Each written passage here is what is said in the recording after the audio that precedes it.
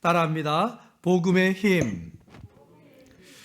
지난 주일에 제가 신앙의 힘이라는 제목으로 설교했는데 그 다음날 월요일 날 아침 뉴스에 어느 정당이 국민의 힘이라는 이름으로 당명을 바꾸었더라고요. 만약 제가 이 신앙의 힘이라는 제목 일주일 뒤에 했더라면 오해받았을 것 같습니다.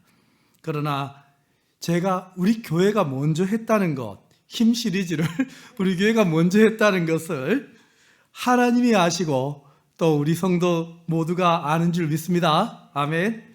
어느 집사님이 지난주 설교 듣고 또 이번 주에 이렇게 국민의힘 이 정당 얘기를 듣고 목사님, 국민의힘보다 더 큰 힘이 신앙의 힘입니다. 근데 신앙의 힘보다 더 큰 힘이 있어요. 그게 뭐예요? 하니까 엘로힘입니다 이러시더라고요. 그래서 제가 아멘 했습니다. 여러분 따라합니다. 신앙의 힘, 엘로힘. 오늘은 힘 시리즈로 복음의 힘이라는 제목으로 하나님 말씀 전하기 원합니다. 복음을 가진 우리가 어떻게 살아야 하는가? 따라합니다. 복음의 힘. 이태리 피렌체에 가면요, 우피치 미술관이라고 있습니다. 그 미술관에 아펠레스의 중상모략이라는 아주 유명한 그림이 있어요. 그 그림은 역사적인 스토리를 배경으로 한 그림인데 고대 화가 안티필로스가 왕의 암살 음모에 아펠레스가 연루되어 있다는 것을 고발하게 됩니다. 안티필로스와 또 아필레스 둘 다 화가입니다. 그런데 안티필로스는 아필레스가 왕의 이 암살에 음모되어 있다고 계속해서 주장하는데 아필레스는 아무 말 하지 않아요. 그냥 그림 하나를 그립니다. 자기의 결백을 그림 하나 남기고, 그리고 그 이후에 많은 사람들이 증인으로 나타나 결정적으로 아필레스가 결백하다는 것을 밝히게 됩니다. 결국에는 아필레스는 중상모략한, 아필로스는 노예가 되고, 그리고 아필레스는 배상금 100달란트를 받게 됩니다. 참 재밌죠? 화가는 무엇으로 말합니까? 화가는 고발하는 자가 아니에요. 화가는 그림으로 말하는 자입니다. 그 그림이 그 아필레스가 그린 그림은 주전 4세기경, 그러므로 그림이 없어요. 근데 그 이후에 보티첼리가, 그 유명한 화가 보티첼리가 그 그림을 남긴 스토리가 바로 아필레스의 중상모략이라는 그림입니다.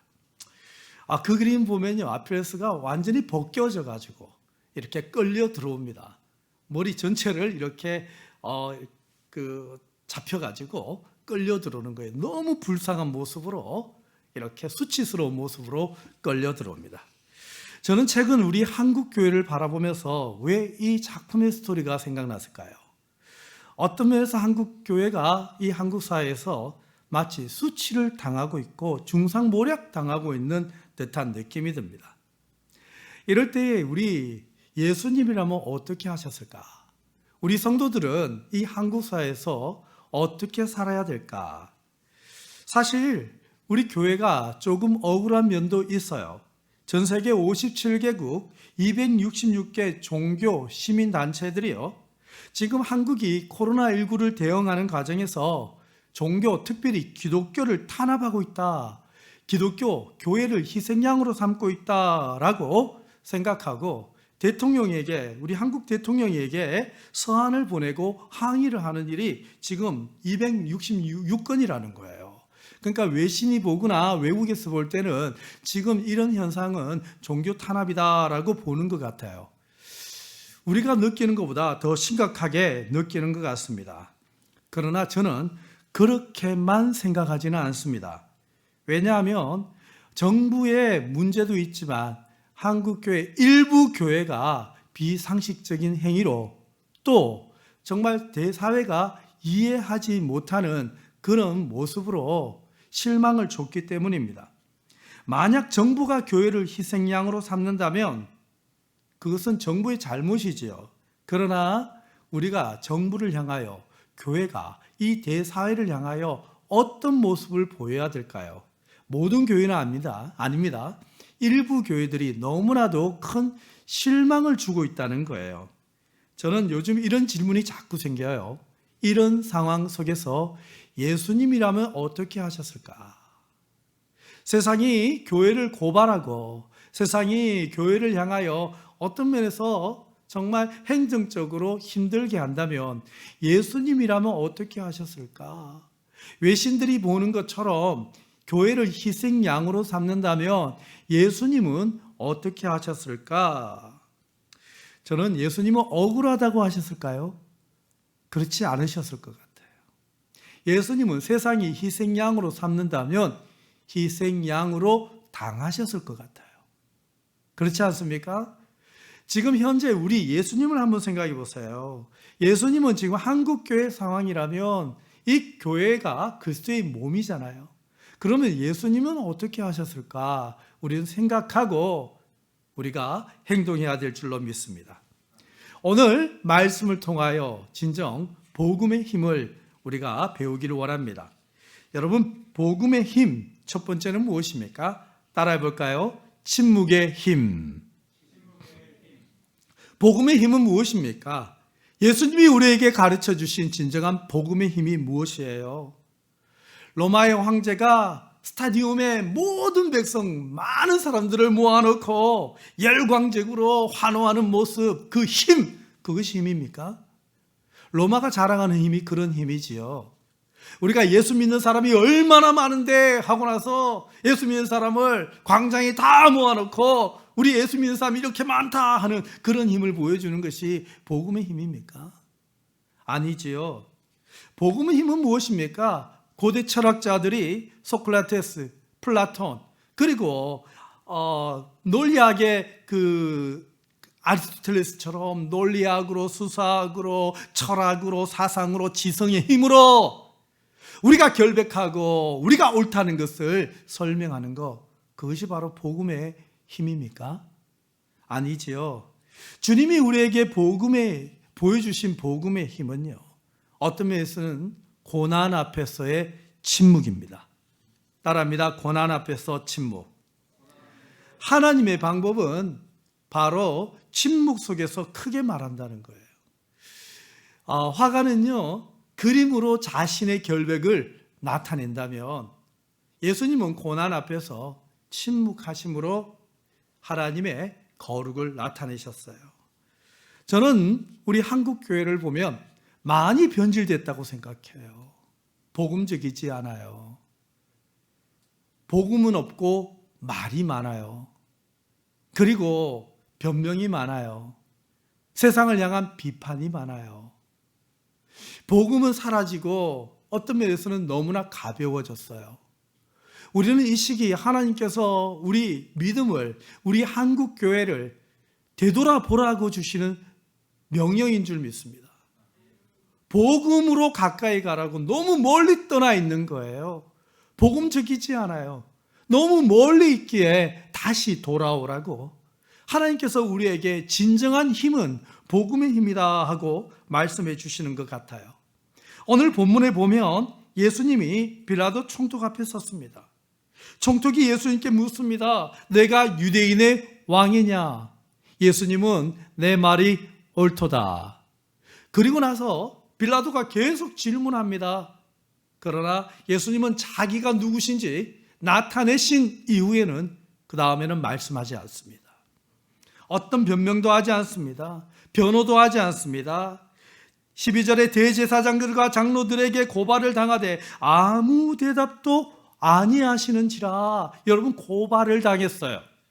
예수님은 결백해요. 죄가 없으세요. 그런데 고발당한 거예요. 주님께서 세운 대제사장, 우리 주님께서 세운 그 직분자들에게 고발을 당하신 거예요. 이에 빌라도가 묻습니다. 그들이 너를 쳤어 얼마나 많은 것으로 증언하는지 듣지 못하느냐? 얼마나 많은 말로 너를 고발하고 너를 힘들게 하고 있지 않느냐? 그때 예수님은요, 또 한마디도 대답하지 아니하시는 거예요. 이것을 보고요, 총독이 크게 놀라워하는 거예요. 여러분, 일반적인 사람들은요, 그런 고발당하고 억울한 일 당하면요, 견딜 수 없습니다.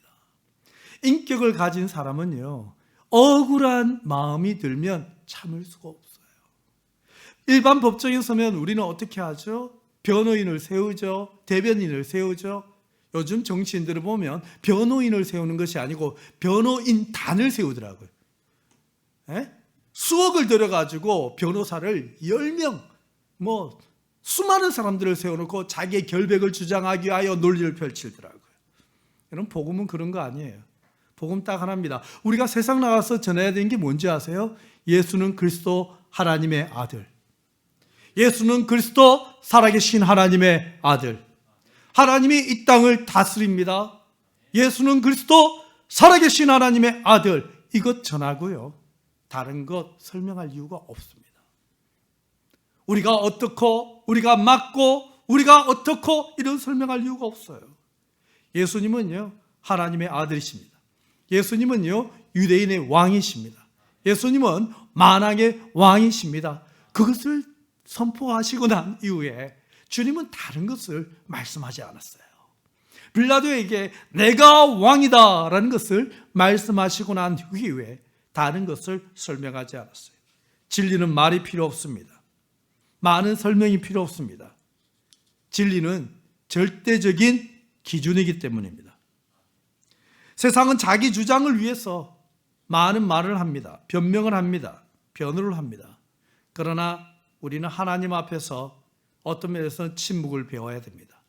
너무 많은 말을 함으로 인하여서 죄가 더해지는 거예요. 너무 많은 말을 함으로 인하여서 하나님의 진리와 복음이 훼손되는 거예요. 우리가 너무 많은 말을 함으로 인하여서 그리스도의 영광이 퇴색되고 있는 것 아니겠습니까? 교회는요, 그리스도의 침묵을 배워야 됩니다. 여러분, 침묵은요, 말보다 더 크게 말한다라는 말이 있어요. 진정으로 진리 가운데 있는 사람은요, 여러 말로 말하지 않습니다. 진리를 선포하고 침묵하는 것입니다.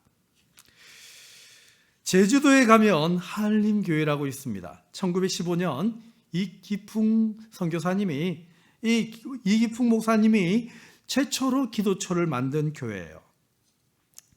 지금 100년이 넘는 기독교 역사에 길이 남는 교회입니다. 일본 강점기 말기에 모든 교회에 일본이 행정명령을 내립니다. 그 명령이 무엇이냐면, 앞으로 예배를 드릴 때에 조선말로 예배 드리지 말고 일본말로 예배 드리야요. 이렇게 했어요. 일본말로. 여러분, 나라를 빼앗긴 것도 억울한데 예배조차도 이렇게 일본말로 예배 드리라는 거예요. 그때 6대 목사님으로 있었던 강문호 목사님은 모든 성도들에게 선포합니다. 우리 주일날 침묵으로 예배 드립시다. 여러분, 꼭 말이 있어야 예배가 되나요? 침묵으로 예배 드립시다. 아마 찬양은 이렇게 불렀겠죠. 찬송가 펴놓고 흐밍음으로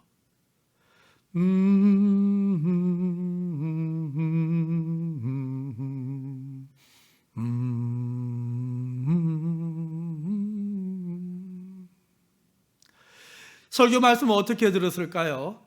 성경 본문 펴놓고 모두가 하나님 앞에서 그 성경을 눈으로 읽으면서 주의 음성을 들었겠죠.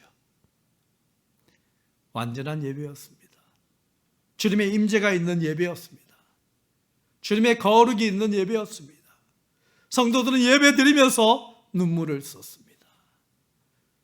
성령 충만한 예배였습니다. 여러분, 예배는 방법이 아닙니다. 신령과 진정이에요. 우리가 말하지 않는다고 예배가 드려지지 않는 거 아니에요. 우리가 침묵해도 하나님 우리 예배를 받으십니다. 우리가 이 자리에 모이지 않는다고 해도, 우리가 각 처소에서 영상으로 예배 드린다고 해서 하나님이 예배 안 받으시는 거 아니에요. 주님은 여기 있다 저기 있다 하시는 분이 아니에요. 무소부재하신 분이에요. 지금 우리 서로 사는 가족들의 각 처소에서 함께하고 계시는 분이세요. 아멘. 그리고 오늘 우리가 예배를 드릴 때에 주의 영은 우리 가운데 임하셔서 우리의 예배를 하나님 앞에서 드릴 때 주님 영광 받으시는 줄 믿습니다. 그 제주 한림교회가요, 그 이후에 태평양 전쟁 때 미군의 공습으로 이렇게 제주도에 이렇게 미군의 폭탄이 떨어졌어요. 그때 그 교회가 이렇게 초가 집으로 되어 있던 교회였거든요. 다 이렇게 무너졌어요. 다 이렇게 무너졌어요. 그 이후에 전쟁 이후에 그 교회가 미군에게 요청했습니다. 교회 지을 수 있는 땅을 달라고, 그리고 지을 수 있는 자재를 달라고. 그 이후에 그 교회가요, 어디에다가 교회를 세운지 아세요?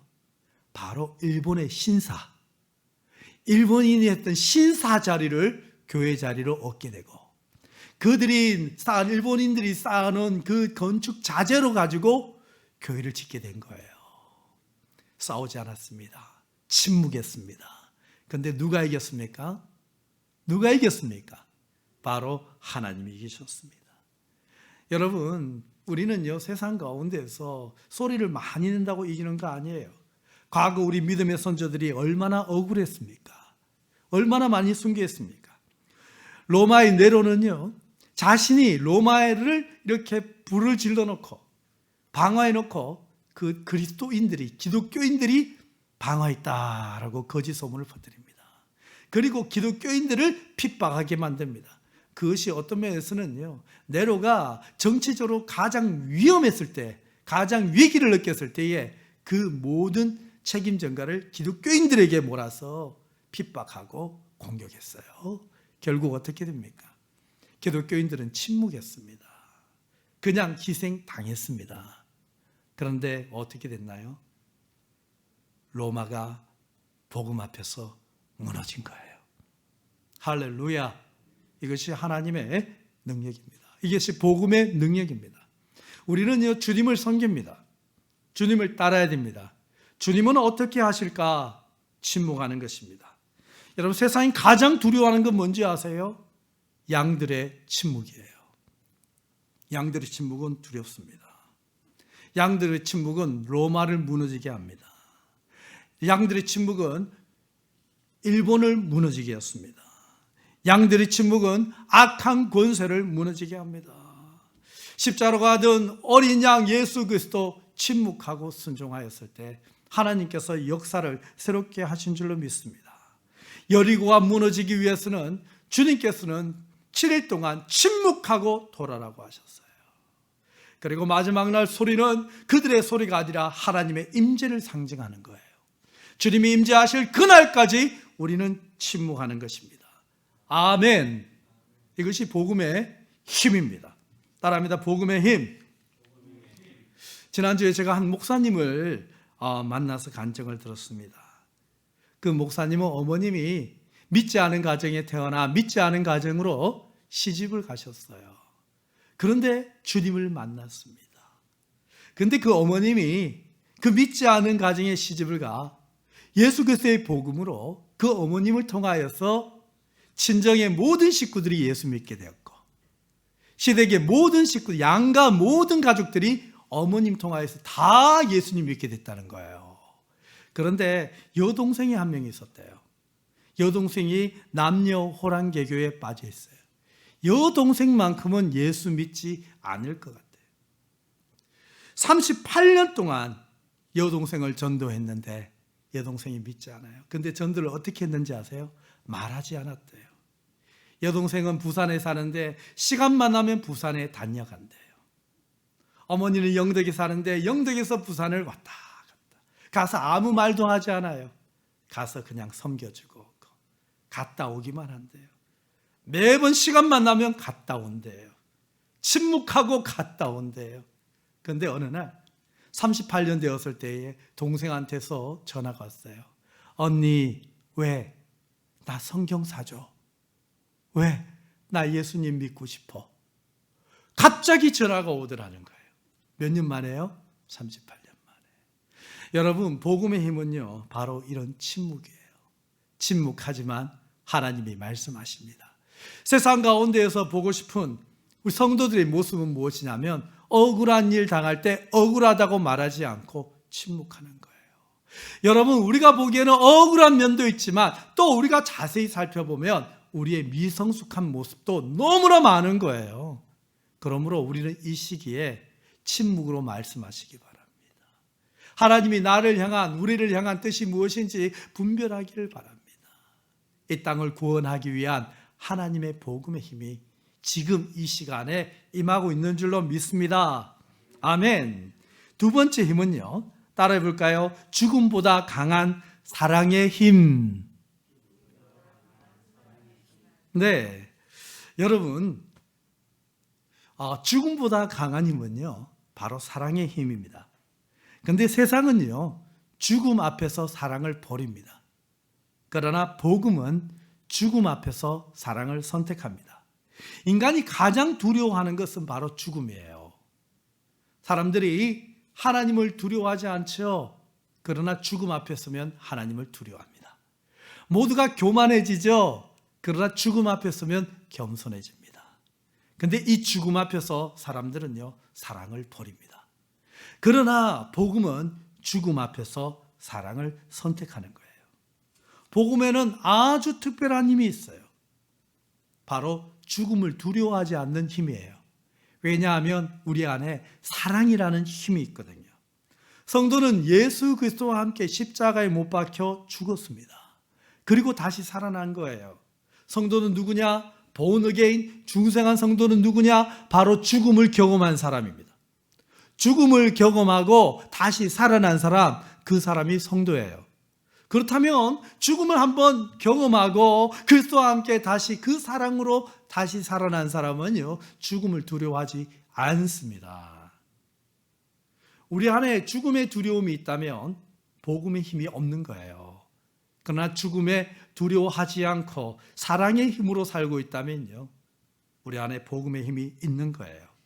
마태복음 16장 25절 26절 말씀에 보면 누구든지 제 목숨을 구원하고자 하면 잃을 것이요 누구든지 나를 위하여 제 목숨을 잃으면 찾으리라. 주님 뭐라고 하시죠? 누구든지예요.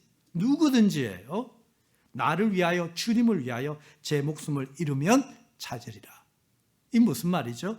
예수님을 위하여 자기의 목숨을 잃을 수 있는 것, 이것이 바로 복음의 힘이에요. 예수님이 우리를 위하여 예수님의 목숨을 버리셨거든요. 그 복음의 힘을 받게 되면 우리도 예수님을 위하여, 복음을 위하여 내 목숨을 아끼지 않는 거예요. 주님을 위하여 죽기로 각오한 인생, 이것이 바로 복음의 힘이에요. 만약에 내가 주님을 위하여 죽기로 결정하지 않았다면 우리는 복음의 힘이 없는 거예요. 세상을 이길 수 있는 힘이 없는 거예요. 주님 말씀하시죠. 온 천하를 얻고도 제 목숨을 잃으면 무엇이 유익하리요? 무슨 말이냐면 주님은 지금 자기의 목숨을 찾는 방법을 가르쳐 주는 거예요. 여러분, 복음의 힘은 무엇이냐면 내 목숨을 버렸는데 다시 찾게 되는 힘이에요. 세상에서 우리가 복음으로 살려면요, 내 목숨을 내어주는 거예요. 그런데 하나님께서 그 목숨을요, 살려주시는 경험, 그것이 바로 복음의 힘이에요. 세상 사람들은 내 목숨 내어주면 끝이거든요. 그러나 복음의 힘은요, 내 목숨을 내어놓으면 하나님께서 부활의 능력으로 내 목숨을 다시 주시는 거예요. 아멘. 주를 위하여 내 목숨을 내어놓고 사는 인생, 두려움이 없습니다. 목숨을 내어놓고 사는 인생, 따라합니다. 목숨을 내어놓고 사는 인생. 여러분, 도마가 얼마나 위대한지 아세요? 요한복음 11장에 보면요, 예수님이 죽은 나사로가 잠자고 있다, 우리가 그를 깨우러 가자 하니까 제자들이 잠자고 있으면 살아날 수 있겠습니다 했어요. 그때 주님이 아니야, 죽은 거야. 죽었거든요. 죽은데 주님이 잠자고 있대요. 자, 우리가 이제 나사로를 깨우러 가자 할 때요, 모두가 어리둥절한데 그때 도마가 뭐라는 줄 아세요? 도마가 이런 말이에요. 우리도 주와 함께 죽으러 가자. 도마는 이미 아는 거예요. 예수님의 십자가와 부활을 말씀하고 있다는 거. 도마가요, 우리가 주와 함께 죽으러 가자. 멋진 말 아닙니까? 신앙이 이거예요. 복음의 힘은요, 우리가 주와 함께 죽으러 가는 거예요. 정말 우리가 어떤 면에서는 복음을 너무 멀리 떠나서 살고 있는지도 몰라요. 복음으로 살려고 해요. 여러분, 복음을 가지는 복음의 힘은요, 살려고 하는 힘이 아닙니다. 죽으려는 힘이에요. 세상을 위하여, 복음을 위하여, 주를 위하여 나를 기꺼이 내어주는 힘이에요. 에스더가 뭐라 그러죠? 죽으면 죽으리라. 이것이 바로 복음의 힘이에요. 근데 죽습니까? 안 죽는 거예요. 근데 중요한 것은요, 안 죽는다는 것을 우리가 아는 거예요. 죽으면 어떡하죠? 세상은 이런 얘기하죠. 그러다가 죽으면 어떡하죠, 목사님? 그럼 죽으면 어떡해요? 세상은요, 그런 마음 가지죠. 그러나 우리는 아는 거예요. 죽으러 가자 하지만 안 죽는 거 압니다. 죽어도 다시 산다는 거 압니다. 아멘. 왜 아브라함이요, 믿음의 조상인지 압니까? 모리아산에 이삭을 바쳐라 했어요, 주님이. 근데 아브라함은 아는 거예요. 주님께서 예비하셨을 것을. 그리고 뭐라고 얘기하죠? 죽으면 다시 살려주실 거라는 것을. 그게 믿음이에요. 그러므로 우리는 주님과 함께요, 이 세상 살아갈 때요, 죽으면 죽으리라. 죽어도 살겠고, 이 부활의 믿음 아닙니까? 그러므로 죽음을 이기는 사랑의 믿음이 있는 거예요. 아멘. 오늘 본문을 보면요, 예수님은 강도 바라바 대신 십자가에 못 박혀 죽으시게 됩니다. 여러분, 한번 성경 한번 읽어볼까요? 자, 26절. 이에 바라바는 그들에게 놓아주고 예수는 채찍질하고 십자가에 못 박히게 넘겨주니라. 모든 사람이 바라바를 원해요. 너무나 정치적이죠. 대제사장들, 유대인들, 아주 정치적이에요. 여러분, 예수님은 어떤 면에는 그들의 정치술에 주님께서 희생당하신 거예요. 예수님이 있음으로 인하여서 그들의 정치력이 사라지기 때문에, 약해지기 때문에, 국민들이 예수님을 추종하니까 예수님을 십자가에 죄도 없는데 불구하고 어떻게 바라바와 바꿀 수가 있어요? 예수님 십자가를 못 박아라는 거예요. 넘겨주는 거예요. 예수님은요, 넘겨당함을 그대로 허락하십니다. 17절에 총독의 군병들이 예수를 데리고 관정 안으로 들어가서 온 군대를 그들에게 모으고 그들의 옷을 벗기고 홍포를 입히고 가시관을 엮고 그 머리에 씌우고 갈대를 오른손에 들리고, 얼마나 수치스럽습니까? 그 앞에서 무릎을 꿇고 희롱하여 유대인의 왕이여 평안할지어다. 예수님을 희롱하고 있어요.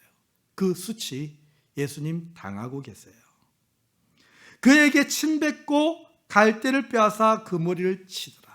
예수님에게 침을 뱉습니다. 갈대로 머리를 칩니다. 희롱을 당합니다. 그리고 십자가에 못 박으려고 끌고 나가니라. 예수님은 자신을 그대로 내어줍니다. 누구를 위하여? 우리들을 위하여. 1차적으로 누구를 위하여? 누구를 대신하여? 바라바를 대신하여. 저는 이런 생각해 보았어요. 여러분, 질문 한번 해보겠습니다. 바라바는 살인자고 바라바는 사형당해야 될 죄를 지은 자예요. 그런데 예수님이 바라바 대신 사형을 당하십니다. 여러분, 예수님이 바라바를 사랑하셨을까요? 사랑하지 않으셨을까요? 한번 질문해 봅시다. 우리는 바라바를 미워합니다. 성경을 볼 때에 바라바 대신 예수님이 십자가에 못 박히셔서 더 미워요. 바라바가 미운 것은요, 살인보다는요, 예수님이 대신 십자가에 못 박혀서 미운 거예요. 여러분, 밉지 않으세요? 저는 성경 인물 중에서 가장 미운 사람 두 사람 뽑으라 그러면 빌라도하고 바라바일 것 같아요. 그런데 가만히 생각해 보세요. 그 바라바가 누굽니까? 그 바라바가 나예요, 나. 예수님이 바라바를 사랑하셨을까? 사랑하지 않으셨을까요? 예수님이 바라바를 사랑하셨어요. 그리고 예수님이 대신 십자가를 지셨어요. 이것이 바로 복음의 힘이에요. 예수님은 바라바를 사랑하셨어요. 예수님이 바라바를 대신하여 내어주셨어요. 이게 복음의 힘이에요. 여러분, 우리는 세상을 미워해서는 안 됩니다. 세상은 우리를 미워합니다. 세상을 우리를 힘들게 합니다. 형제들아, 세상이 너희를 미워하여도 이상히 여기지 말라. 여러분, 이상히 여기지 마세요.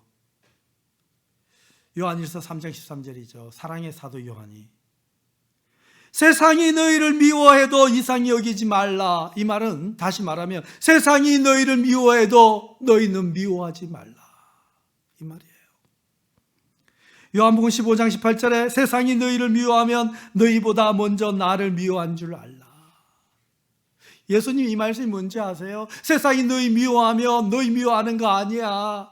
나를 미워하는 거야. 이 말은 무슨 말인지 아세요? 너 미워하지 말라는 거예요. 너 미워하는 거 아니니까, 너 때문이 아니니까 너가 그 세상 미워하지 마. 세상이 나를 미워하는 거야. 너가 싸우려고 하지 마. 나를 미워하는 거야. 나 때문이야. 주님은 가장 경계하는 것이 무엇이냐면 세상에서 우리가 세상을 미워할까 봐 주님은 경계하세요. 우리가 고난당하고 우리가 어려움 당하면 우리가 세상처럼 세상하고 똑같이 세상을 미워할 수가 있어요. 그러면 잃어버리는 것이 바로 복음의 힘이에요. 복음의 힘은요, 미움 당할 때 미워하지 않는 것이 힘이에요. 바울이요, 로마로 간 이유가 무엇입니까? 로마로 가면 죽는데요. 근데도 로마로 가야 하리다. 그 이유가 뭐죠? 사랑했어요. 그곳에서도 복음을 전해야 했어요. 복음을 전파하기 위해서요. 내가 죽는 거 중요하지 않아요. 그 사랑 때문에 그리스도의 사랑이 로마까지 이끌고 가시는 거예요. 아멘. 사랑은 죽음보다 강합니다. 세상은 죽음이 제일 강하다고 말하죠. 죽음 앞에서 모두가 변절하잖아요. 죽음 앞에서 모두가 배신하잖아요. 죽음 앞에서 모두가 유치해지고 죽음 앞에서 모두가 비급해지는 것이 세상이에요. 그러나 우리 복음의 능력을 가진 사람은요, 죽음 앞에서 사랑을 선택합니다. 사랑하기 때문에 기꺼이, 여러분 지금부터요 정말 복음의 능력을 경험하고 살기를 원한다면요, 사랑하기 때문에 기꺼이 내어주는 삶을 살기로 결정해 보세요. 할 수 있어요. 왜? 안 죽어요. 왜요? 그 사랑의 능력이 이미 우리에게 임했어요. 우리가 그 사랑을 받았기 때문이에요. 아멘. 우리는 희생양이 되는 것을 기뻐하는 거예요. 우리가 이 땅 가운데에서 어려움을 당하는 것을 기뻐하는 거예요. 이 어려움을 통하여서 그들이 구원을 받는다면 이것이 세상이 보지 못한 힘이에요. 세상은요, 어떤 사탄은요, 우리가 기독교인들이 얼마나 많은지를 알아? 우리가 얼마나 힘이 있는지 알아? 우리가 얼마나 잘 뭉치는지 알아? 우리도 할 수 있다고 하고서 나오기를 유혹하고 있어요. 대립하기를 유혹하고 있어요. 여러분, 우리는 그러지 않아야 돼요. 우리는요, 때리면 맞는 거예요. 침묵하는 거예요. 그리고 우리는 예수 그리스도만 말하면 되는 거예요. 예수를 보여주는 거예요. 예수님께서 십자가에서 빌라도의 그 재판 앞에서 총독 앞에서 보여주신 그 예수님의 침묵, 아무 말씀도 아니하시는 예수님을 보고 빌라도가 크게 놀라잖아요. 아니 어떻게 이럴 수 있는가? 세상은 그것을 보고 싶은 거예요. 기독교인들은 다르구나. 세상은요, 우리에게 너무나 큰 윤리적인 가치를 요구합니다. 그때 보여줘야 됩니다. 왜? 복음이 보고 싶은 거예요. 나를 힘들게 하는 사람이 우리의 원수가 아닙니다. 나를 어렵게 하는 사람은 우리의 원수가 아닙니다. 나를 힘들게 하는 모든 사람들, 우리가 사랑해야 될 대상이에요. 구원해야 될 대상이에요. 아멘. 주님께서 이렇게 말씀하셨죠. 주님, 저들의 죄를 저들에게 돌리지 마옵소서. 누구에게 돌리라는 거예요? 나에게. 나의 이 형벌로 저들을 용서하소서. 나의 희생으로. 이게 복음의 능력 아니에요? 어떤 면에서 우리 이런 복음을 받고 이런 복음을 배웠는데 왜 삶은 우리가 다르게 살아가고 있죠? 이런 복음을 세상에게 보여줘야 되는데 왜 우리는 다른 모습으로 세상 가운데에서 힘자랑하고 있죠? 나를 힘들게 하는 사람들은 나의 원수가 아닙니다. 우리가 구원해야 될 구원의 대상입니다. 우리의 대적 원수는 사탄이에요. 마귀예요. 마귀는요, 분리시킵니다. 나누어 버립니다. 원수 맺게 만듭니다. 두 사람을 한 사람을 두 사람으로 나누어 버리고 두 사람을 네 사람으로 나누어 버리고 찢어 버립니다. 국가를 나누어 버립니다. 남과 북을 나누어 버립니다. 동과 서를 나누어 버립니다. 세대를 나누어 버립니다. 사탄은 얼마나 분리의 능력이 있냐면 남자와 여자를 나누어 버립니다. 가정을 나누어 버립니다. 형제를 나누어 버립니다. 다 분리시켜 버리는 거예요. 그것이 사탄의 능력이에요. 그러나 복음의 힘은요, 둘을 하나 되게 합니다. 막힌 담을 허물어 버립니다. 남자와 여자가 하나 되게 합니다. 세대가 하나 되게 합니다. 동과 서가 하나가 되게 합니다. 남과 북이 하나 되게 합니다. 모든 민족이 하나 되게 하는 거예요. 그러나 사탄은 모든 민족을요 나누어 버리서 민족주의로 바꿔버리고요, 민족주의로 대립하게 만들고요, 전쟁하게 만드는 거예요. 여러분, 마귀라는 히라보, 마귀라는 단어 히바로 디아볼로스라는 단어죠. 근데 이 단어는요, 디아, 영어로 between, 사이란 뜻이에요. 볼로스, 갈라놓다. 사이에 들어가서, 두 사람 사이에 들어가서 갈라놓는 거예요. 이것이 바로 마귀의 역사입니다. 여러분, 복음의 역사는요, 나눠진 자를 하나로 만드는 거예요. 마귀의 전문 사역은요, 이간질시키고 참소하고, 여러분 계시록이 나오죠? 마귀가 참소하는 자라고, 이간질시키고 두 사람 사이를 갈라놓는 일을 하는 거예요. 중상자, 비방자, 갈라놓는 자, 교회 안에도 이와 같은 마귀의 역할을 하는 그런 이단들이 들어옵니다. 제일 잘하는 것이 신천지 아닙니까? 신천지는 거짓말로 마귀의 역할을 합니다. 이간질합니다. 오늘이요, 여러분, 이단 경계 주일입니다. 교단에서 정한. 여러분, 교회 안에서 이간질하고 사이를 나눠버리고 서로 이렇게 오해하게 만들고 편을 만들고 은혜를 떨어뜨리게 하는 그 모든 참소한 자, 나선 예수 이름으로 떠나갈지어다. 성도는요, 복음의 능력이 있어야 돼요. 둘이 하나 되면 오해하고 있으면 오해를 풀게 만들고, 사랑하게 만들고, 섬기게 만들고, 내 몸같이 여기게 만들고, 상대를 위하여 나를 희생하게 만들고. 여러분, 서운한 마음이 드는 것은요, 사탄의 역사예요. 서운한 마음은 어떤 마음이냐면 이기적인 마음이에요. 어떻게 나에게 이렇게 할 수 있지? 어떻게 이런 말을 할 수가 있지? 그거 사탄의 역사입니다. 왜요? 디아볼로스, 나누는 역사예요. 마귀의 역사예요. 여러분, 가정 안에서요, 복음의 힘이 있어야 됩니다. 복음의 힘이 있기 위해서는요, 여러분이 희생하는 거예요. 희생하여서 하나가 되는 거예요. 종이 되어서 하나가 된 거예요. 복음의 힘은요, 어떤 통치의 힘이 아니에요. 섬김의 힘이에요. 다스림의 힘이 아니에요. 다스림을 받음으로 인하여 영향을 주는 힘이에요. 이것이 바로 복음의 힘이에요.